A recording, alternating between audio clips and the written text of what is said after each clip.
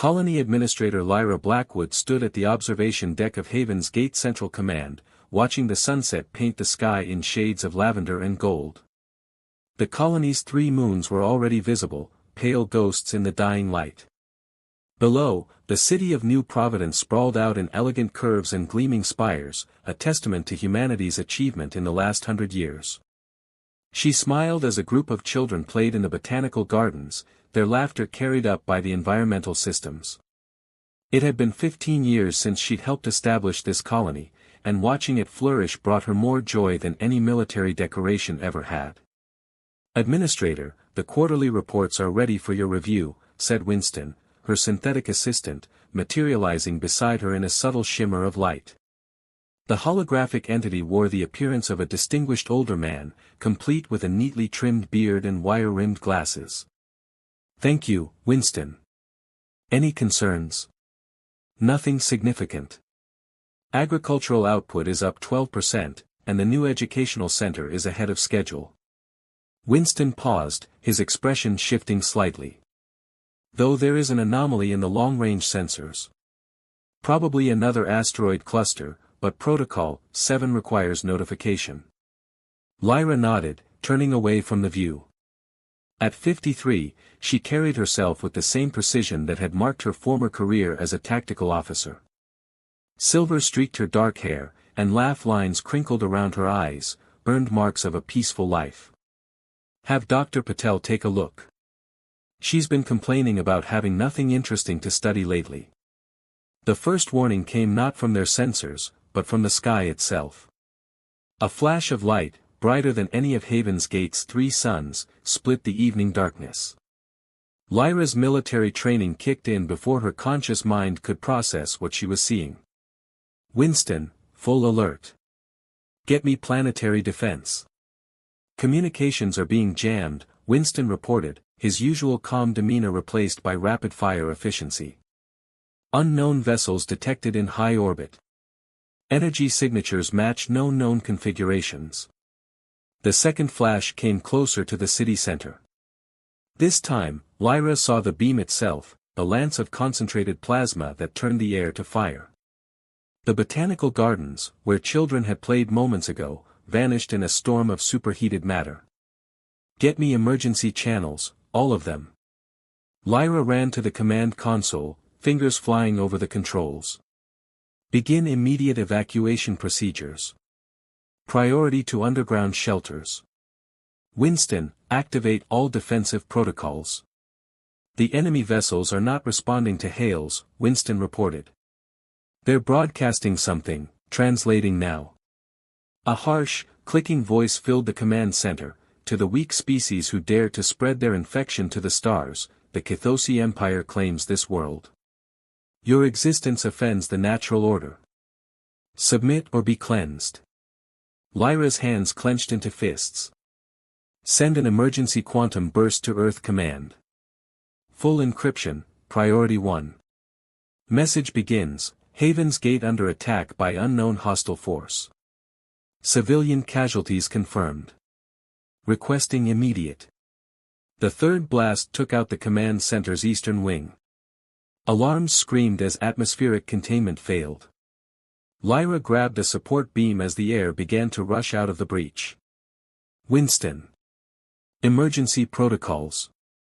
Seal all compartments. Sealing now." Bulkhead slammed down, stopping the air loss.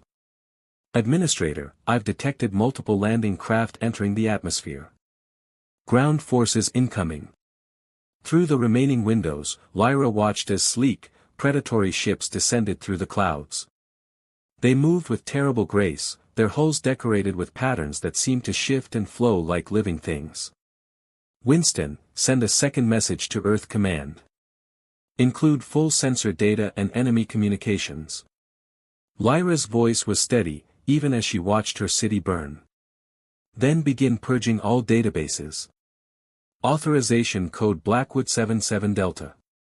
Understood." "And the final part of the message?"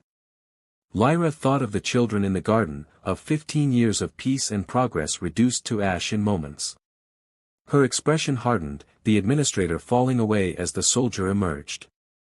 Tell them that they woke us up. And may whatever gods they worship have mercy on their souls, because we won't. The next beam struck the command center directly.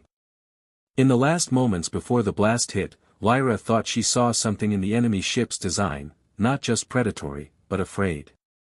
As if even in their moment of victory, some ancient instinct warned them. They had just made a terrible mistake. Winston's quantum burst reached Earth Command 17 minutes later. Within an hour, war rooms that had gathered dust for decades hummed to life. In orbital hangars and deep space storage facilities, ancient warships stirred from their slumber. Humanity had forgotten how to wage war. It was time to remember. Marcus Drake's boots echoed through the empty corridors of Deep Space Station Artemis, each step disturbing decades of silence. At 48, his weathered face and graying temples spoke of battles long past, while his eyes held the sharp focus of a predator awakening from hibernation. Power readings at 12% and climbing, reported Lieutenant Senna Calais, her dark skin illuminated by the soft blue glow of her neural interface. The young officer moved with the fluid grace of someone born in low gravity, her movements precise and economical.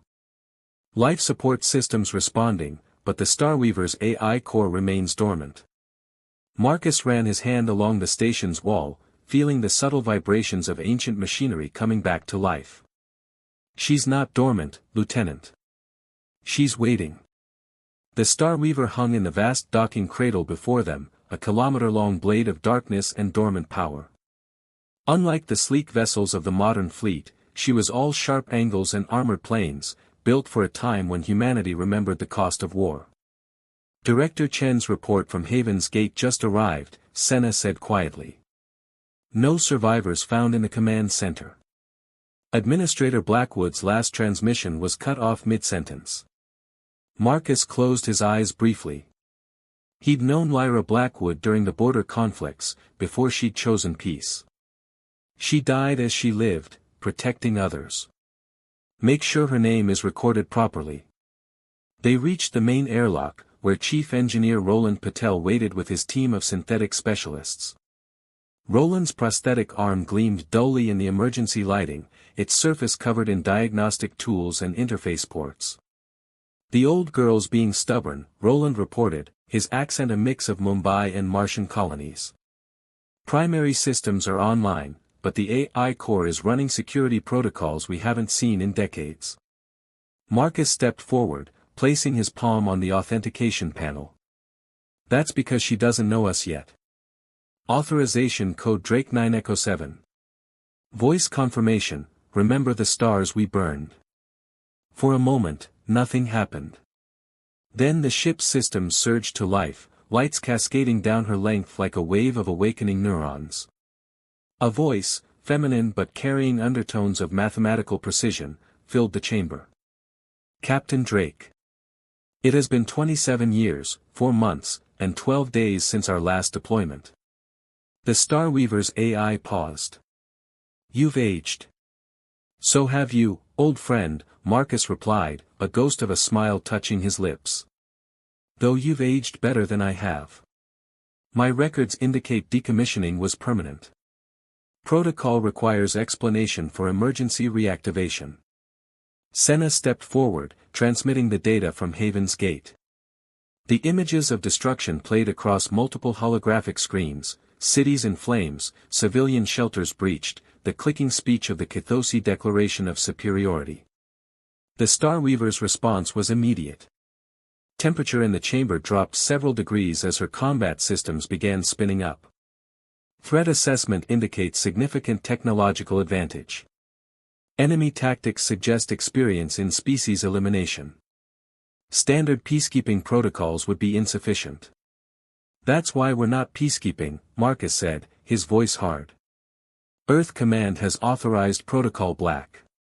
Full wartime powers, no restrictions except nuclear and dimensional weapons. We're not here to maintain order, we're here to remind the galaxy why humanity was feared. Warning lights flashed across Roland's diagnostic panel. Captain, she's accessing the sealed weapons archives. Power draw is massive. Let her, Marcus ordered. Star Weaver, begin crew selection protocol. I want veterans, people who remember.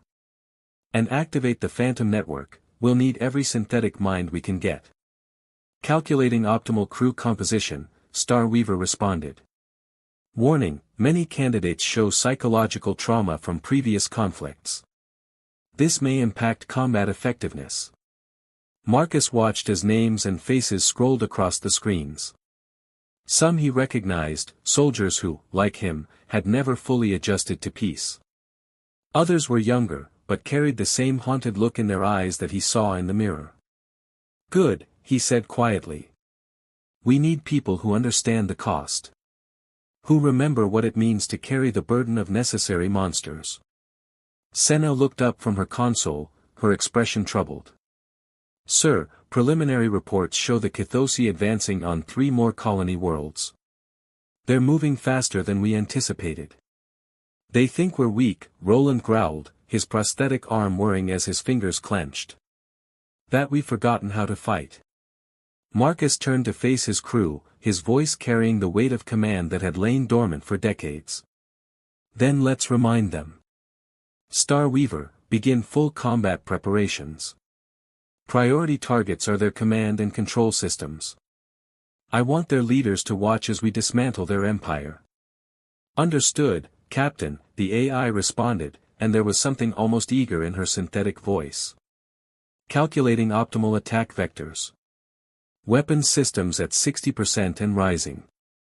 Shall I prepare the phantom drives? Yes, Marcus said, watching as more systems came online, as the great warship stirred from her long sleep. It's time to show them why humanity locked away its warships. Why we chose peace not from weakness, but from the wisdom of those who knew the true cost of war. Through the viewport, he could see other docking bays lighting up as more ships were awakened. The Star Weaver would not hunt alone. Send word to Earth Command, he ordered. The 4th Fleet awakens. And may whatever gods guide us forgive what we're about to become. In the darkness of space, ancient weapons powered up, and humanity prepared to remember its darkest arts. Fleet Admiral Jenna Winters stood on the bridge of the UES Harbinger, her silver hair pulled back in a severe bun, weathered hands clasped behind her back. At 62, she carried the weight of command like a familiar coat, worn but reliable. Kithosi fleet detected at the edge of the Proxima Centauri system, Lieutenant Senna Kalis reported from her tactical station aboard the Star Weaver, her voice clear through the quantum comm, 27 capital ships, estimated 200 support vessels. Arrogant, Jenna murmured, watching the tactical display. They're not even in combat formation. Status of our forces? Captain Drake's voice came through next, steady and controlled. Star Weaver's phantom drives are primed. Roland has the weapon systems at full capacity. The rest of the 4th Fleet is in position, cloaked and waiting. Jenna studied the holographic display, where red dots represented the advancing Kithosi ships. They moved with the confidence of predators who had never known fear. That was about to change. Remember, she addressed the fleet, precision over power. I want their command ships isolated first. Let them watch what happens to their fleet. Lieutenant Kalis, begin broadcast on all frequencies. Across the void of space, every Kithosi ship suddenly received the same transmission, the screams of their victims from Haven's Gate, mixed with an old Earth battle hymn that seemed to pierce the soul. Psychological warfare had always been humanity's specialty. Curious, the Star Weaver's AI noted, their formation is tightening. They respond to fear with aggression, not caution. Jenna's lips curved in a cold smile. Perfect. Execute attack pattern Winter's Dawn. The space around the Kithosi fleet erupted in controlled chaos. The 4th Fleet decloaked in perfect sequence, phantom drives creating the illusion of ships materializing from nothing. The Star Weaver appeared directly above their formation, while other human vessels emerged from calculated vectors that cut off any escape route. By the authority of Earth Command, Jenna's voice boomed across all channels, you are condemned for the massacre of Haven's Gate. Surrender now, or face extinction. The Kithosi response came in the form of plasma beams and quantum torpedoes, their weapons more advanced but their tactics primitive. They fought like creatures used to overwhelming force being enough. Their technology is impressive, Roland commented from engineering, his prosthetic arm interfaced directly with the Starweaver's systems. But they don't understand war. Not real war. Show them, Jenna commanded. The Fourth Fleet moved like a single organism, decades of stored battle wisdom unleashing in one terrible moment. The Starweaver's main guns opened up, not targeting the Kithosi ships directly but creating a web of gravitational distortions that twisted their formation apart. Multiple enemy vessels experiencing drive failure, Senna reported, her voice clinical. Their shields can't compensate for the spatial distortions. Captain Drake's orders cut through the chaos, focus fire on their flagships. Let the rest watch. The battle that followed wasn't really a battle, it was a demonstration. Human ships danced through the void with terrible grace, their outdated weapons guided by AIs that had spent decades analyzing every possible combat scenario. The Kithosi's technological advantage meant nothing against an enemy that had turned war into an art form. First command ship neutralized, Starweaver reported. Detecting panic in enemy communications. They're beginning to understand.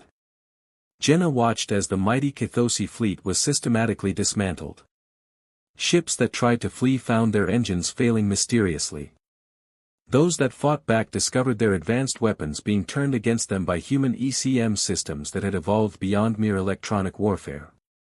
Ma'am, Senna's voice held a note of concern, I'm detecting energy readings from the remaining Kithosi vessels. They appear to be preparing some kind of final attack. Let them try, Jenna said softly. Starweaver, execute Protocol Midnight.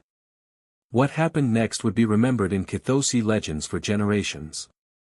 The human fleet didn't just destroy their remaining ships, they unmade them. Quantum fields unraveled molecular bonds, phantom drives created pockets of impossible space, and AI-guided weapons found weaknesses that shouldn't have existed. As the last Kithosi command ship broke apart, Jenna opened a channel to the surviving vessels. Return to your empire. Show them what you witnessed here. Tell them that humanity remembers its old ways. Tell them what happens to those who mistake mercy for weakness. Hours later, after the survivors had fled and the Fourth Fleet regrouped, Captain Drake contacted the Harbinger. Admiral, we're detecting multiple quantum signals. Other alien species observed the battle. Good, Jenna replied, finally allowing herself to sit in her command chair. Let them watch. Let them learn. She looked at the tactical display, where the debris of Kithosi ships drifted like a warning. Humanity had kept its monsters locked away for a reason. Now those monsters were awake, and the galaxy would remember why peace had been the better choice. Set course for the next Kithosi stronghold, she ordered. They wanted war. Let's show them what that really means. Combat specialist Raven Sullivan crouched in the shadows of a fallen Kithosi architecture, her adaptive camouflage reflecting the purple-tinged darkness of their world. Each breath filtered through her mask carried the strange, metallic taste of an alien atmosphere. Perimeter secured, whispered Lieutenant Senna Kalis through the neural link. She'd volunteered for ground ops after the space battle, claiming she needed to see the enemy up close. No civilian presence detected in this sector. Raven's augmented eyes scanned the crystalline structures ahead. Unlike Haven's Gate, where the Kithosi had shown no mercy, this was a military installation. That made what they were about to do easier. Almost. Remember, she sub-vocalized to her team, we're not here for revenge. This is about sending a message. Even as she said it, she remembered the recordings from Haven's Gate, the screams of children that had been played across every human channel. Roland's voice came through next, transmitted from his position in orbit aboard the Starweaver. Quantum feeds are active. Every Kithosi in the sector will witness this. The ground team moved like shadows through the alien city. Raven had selected them carefully, veterans of old conflicts, people who understood the weight of necessary atrocity. Their movements were precise, almost ceremonial, as they planted quantum resonance devices at strategic points. Contact, Senna warned.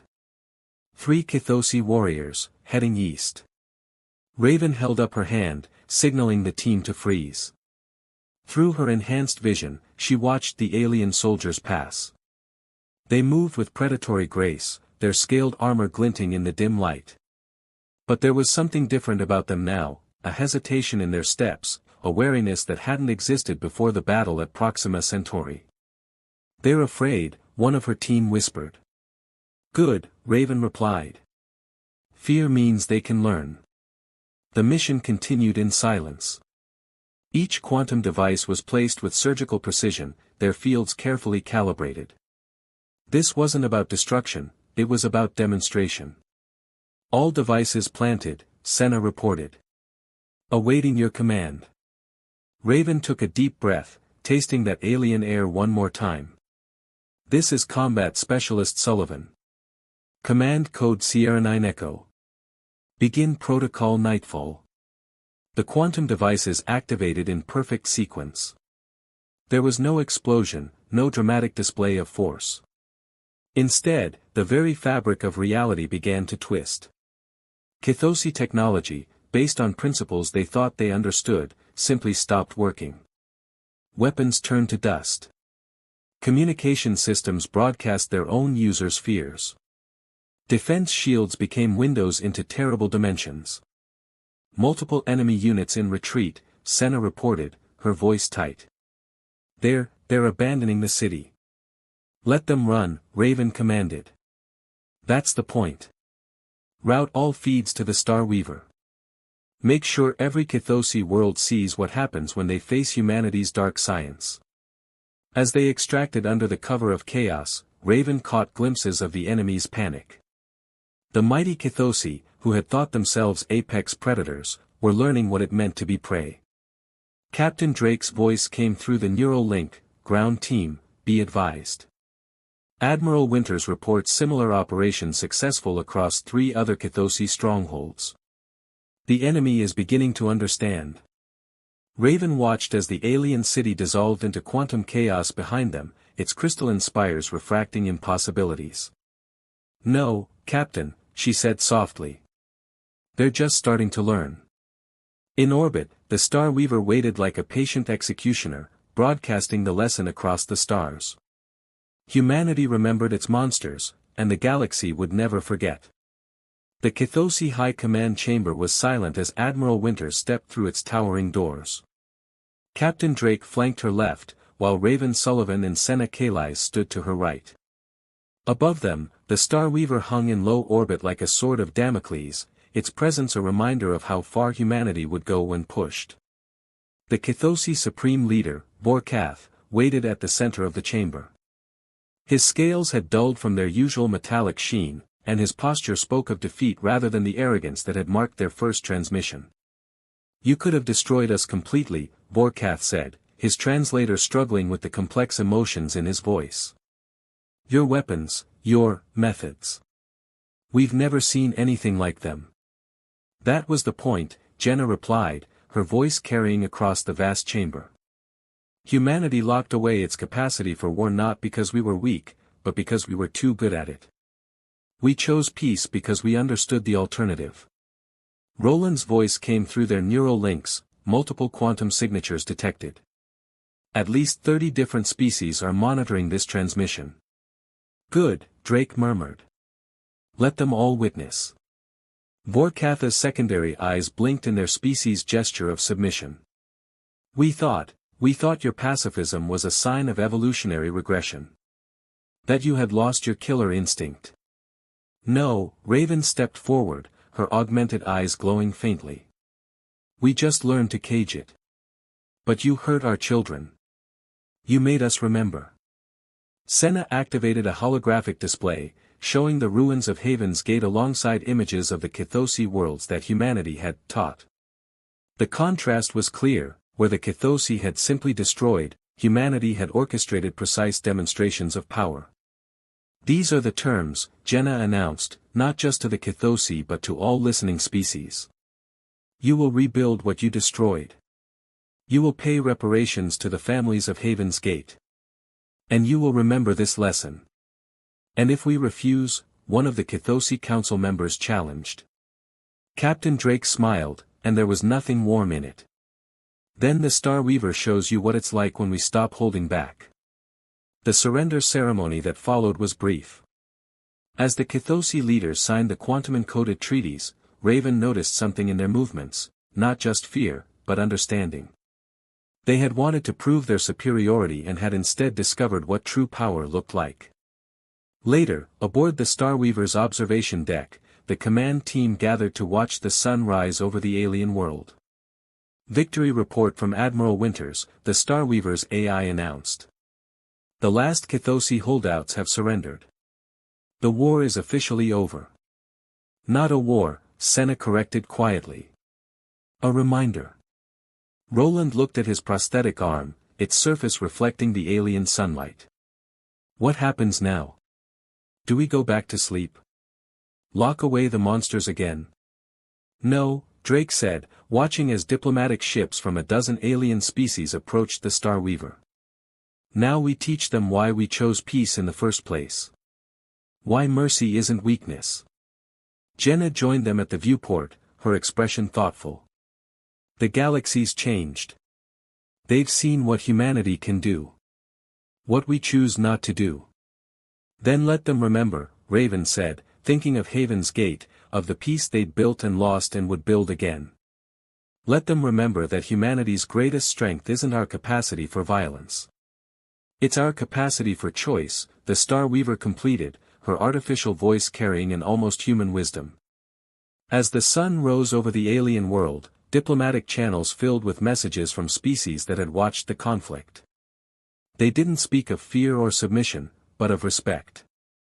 Of understanding why humanity had chosen to lock away its weapons, its monsters, its terrible knowledge of war. They finally understood that peace wasn't humanity's weakness. It was their most powerful choice. In the deep archives of 1,000 worlds, the story would be recorded, how humanity woke its monsters to defend its children, then chose to cage them again. Not out of fear, but out of wisdom. And in the silence between the stars, that lesson echoed, some species choose peace because they must. Humanity chose peace because they could do worse. Much worse.